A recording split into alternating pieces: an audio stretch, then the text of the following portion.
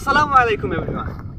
I am in the boot নাকি I am on the boot, এই প্রশ্নটা আমাকে অনেকেই করেছেন, যার ফলে আজকে যেহেতু নৌকার মধ্যে আছি তাই সেই প্রশ্নটা মনে হয়ে গেল আর এই ভিডিওটা তৈরি করে ফেললাম। তো অন বসবে কখন আর ইন বসবে কখন? অন বসবে সেই সকল যানবাহনের ক্ষেত্রে যেই যানবাহনগুলোতে আমরা দাঁড়াতে পারি, হাঁটতে পারি, চলাফেরা করতে পারি। যেমন I am on the launch, লঞ্চের মধ্যে আমরা কি করতে পারি? চলতে পারি, হাঁটতে পারি, দাঁড়াতে পারি। I am on the sheep, আমরা কি I am on the sheep মানে কি জাহাজের মধ্যে, আমি জাহাজের মধ্যে।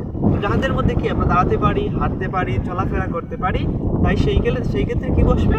I am on the ship, on বসবে। I am on the bus, বাসের মধ্যে আমরা হাঁটতে পারি, দাঁড়াতে পারি।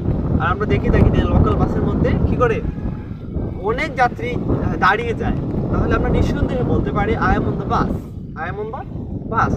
কিন্তু বিতর্কিত হচ্ছে এই বুটটা, বুটের মধ্যে ইন বসবে নাকি অন বসবে? আপনি বলবেন বুটের মধ্যে তো দাঁড়ানো যায়, যে সকল বুটের মধ্যে দাঁড়ানো যায়, চলাফেরা করা যায়, সেই সকল কি হবে? সেই ক্ষেত্রে আমরা অন বসাবো। আর যার মধ্যে কি করবো না, আমরা হাঁটতে পারবো না, দাঁড়াতে পারবো না, সেই ক্ষেত্রে তো ইন বসাতে হবে। যেমন আই এম ইন দ্য বুট, আমি যে বুটে আছি সেই বুটে কি বসবে? আমি এই বুটে দাঁড়াতে পারবো, কিন্তু কি হবে? সবাই দাঁড়াতে পারবে না, কারণ এই বুটটা অনেক বড় না। তাই যে দাঁড়াতে পারবে সে বলতে পারবে আই এম অন দ্য বুট, আর যে দাঁড়াতে পারবে না, ভয় পায়, সে কি বলবে? আই এম ইন দ্য বুট। আর ডিঙি নৌকা, অনেকেই ডিঙি নৌকার, তো ডিঙি নৌকা তো নিঃসন্দেহে দাঁড়ানো যাবে না, তো খুবই ছোট নৌকা, আর দাঁড়ানো যাবে না, হাঁটা যাবে না, চলাফেরা করা যাবে না। সেই ক্ষেত্রে কি হবে? I am in the boot.